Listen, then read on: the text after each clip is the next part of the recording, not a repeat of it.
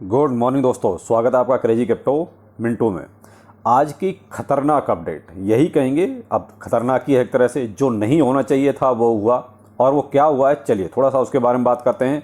और जो आज की खतरनाक अपडेट है वो है आपकी सीजेड बाइनेंस और बाइनेंस, इन दोनों के ऊपर जो है एसईसी ने दोनों के ऊपर केस कर दिया है।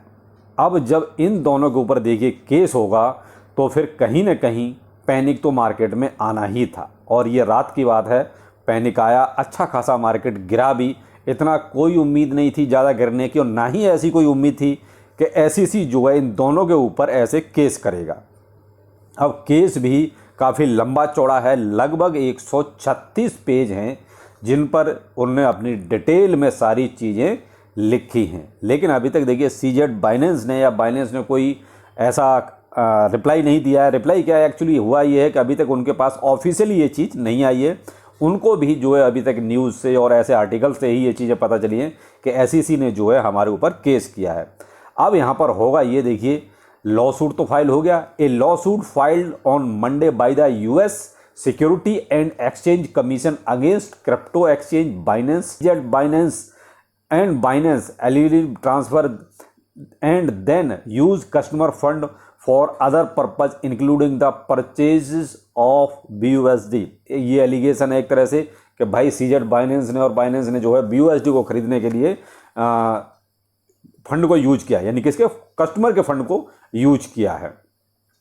और आपका देखिए HOS of CFTC complaint of illegally operating in the US, यानी कि इनका एक तरह से, और ये संस्था है वो कहती है कि साहब ये जो US में ऑपरेट कर रहे हैं ये इलीगल तरीके से ऑपरेट कर रहे हैं, यानी कि US बाइनेंस और बाइनेंस दोनों एक ही हैं। बैक डोर से इसको यहाँ पर ऑपरेट किया जा रहा है, जबकि कहने को ये बोलते हैं कि साहब US बाइनेंस को हम ऑपरेट नहीं करते, वो एक अलग से कंपनी है। लेकिन ऐसा कुछ भी नहीं है। तो ये साहब CFTC ने ये इलीगल एक तरह से इल्ज़ाम लगाया है।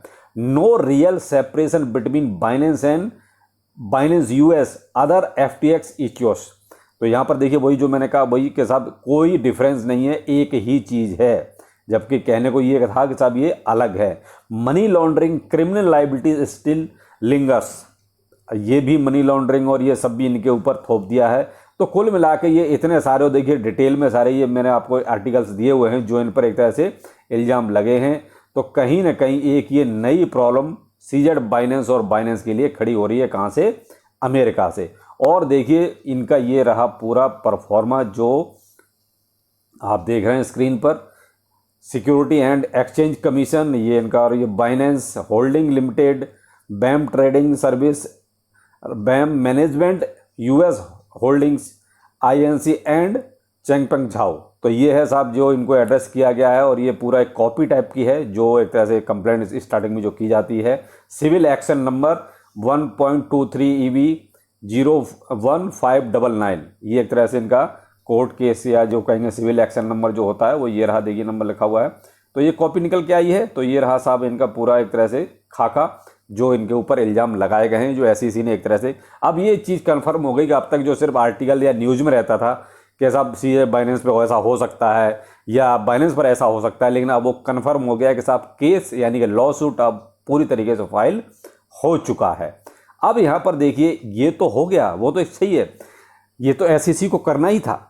लेकिन यहाँ पर एक जो प्रॉब्लम और निकल के आ रही है, वो प्रॉब्लम ये निकल के आ रही है कि इसके साथ लगभग 10-12 टोकन और भी हैं जिनके साथ प्रॉब्लम हो सकती है, यही वाली जो सेम बाइनेंस और सीजेड बाइनेंस के आते हैं, जैसे कि सोल हो गया, एडा हो गया, मैटिक हो गया, FIL हो गया, एटम, सैंड, माना, एल्गो, AXX और कोटी। ये टोकन्स इन्होंने BNB BUSD, ये इन्होंने जो है बोला है कि ये भी सिक्योरिटीज़ हैं, यानी कि बाइनेंस और सीजेड बाइनेंस के साथ ये टोकन भी हो सकता है कि लपेटे जाएंगे, यानी कि इनमें भी एक और मेजर गिरावट देखने को आपको मिल सकती है। तो इन टोकन्स में भी थोड़ा सा आप नज़र बना के रखिएगा, क्योंकि जिस जिस टोकन को एसईसी ने लपेटा है उसमें जो है थोड़ी सी गिरावट आपको नज़र आई है। तो अब देखते हैं ये 10-12 टोकन और भी जो मैंने अभी आपको नाम लिए, मे भी इनमें देखो क्या होता है भाई, बाकायदा इन्होंने लिखा हुआ है अपना, देखिए 8th पैराग्राफ में इन टोकन्स के नाम SEC ने डाले हैं। तो कहीं ना कहीं हो सकता है इनमें भी कोई सिक्योरिटी वाला पंगा इनमें भी आ जाए। तो इन टोकन्स में भी देखिए भाई सावधान रहिएगा। और यहाँ पर देखिए सारे आर्टिकल आज जो देख रहे हैं आप वही चल रहा है पूरे आज, आप देखा जाए तो और कुछ नहीं है आज की डेट में। आप देखिए पूरा वही भरा पड़ा है। चार्ल्स हॉकिंसन भी वही चीज़ बोल रहे हैं कि साहब ये जो भी है गलत है, लेकिन SEC जो कर रहा है वो महा गलत कर रहा है, गलत नहीं महा गलत कर रहा है। तो देखिए साहब मार्केट पर भी पूरा इम्पैक्ट आपको दिखाई दे रहा है। 27,300 27,400 से मार्केट गिरते गिरते कहाँ पहुंचा, 25,661 पर अभी ट्रेड कर रहा है जब मैं वीडियो बना रहा हूँ, जबकि 25,400 के आसपास तक नीचे गिरा है। यानी अभी भी लगभग 5% के आसपास दिखाई दे रहा है, लेकिन ये 7-8% के आसपास तक BTC आपका नीचे गिरा है। और देखिए इथेरियम में भी गिरावट है, सभी में गिरावट है, लेकिन सबसे ज़्यादा जो हाल अभी ख़राब है वो है BNB का, जो अभी $277 पे चल रहा है। और लगभग अभी अगर हम देखते हैं तो लगभग 9% के आसपास देखिए अभी भी इसमें गिरावट है।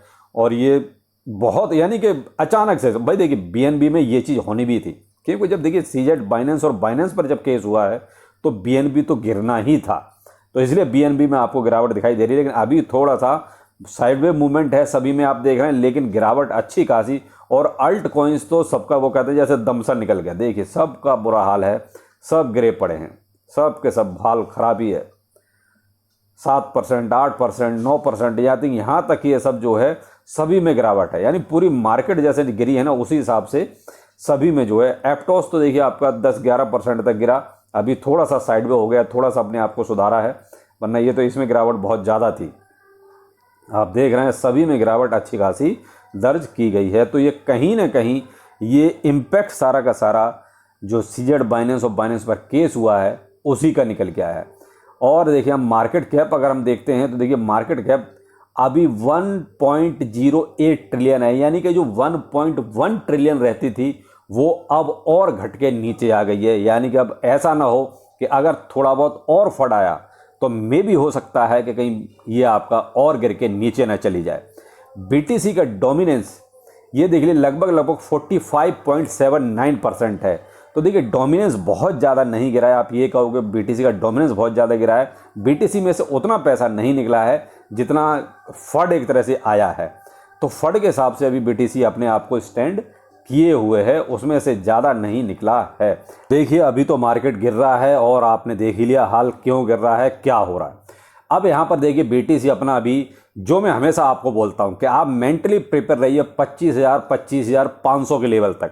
यानी तो अभी आप देख रहे हैं BTC वहीं आके एक तरह से ठहर गया है, यानी कि 25,600। तो कुल मिला के देखा जाए जहाँ पर अभी BTC में वॉल्यूम बहुत ज़्यादा है, जहाँ पर बहुत ठीक है, सब कुछ हिसाब किताब मजबूत है, BTC फिलहाल यहीं आ गया है। अगर BTC यहाँ से गिरेगा तो देखिए अब ऐसी ही कोई और पैनिक वाली न्यूज़ आएगी तभी गिरेगा, वरना और मार्केट में ऐसा ज़्यादा कुछ नहीं है गिरने के लिए। लिक्विडेशन भी जो मोस्टली था वो भी हो गया है। यहाँ पर बहुत सारा शॉर्ट्स का लिक्विडेशन था, तो वो भी लगभग अपने आप ही सबके SL हिट हो गए।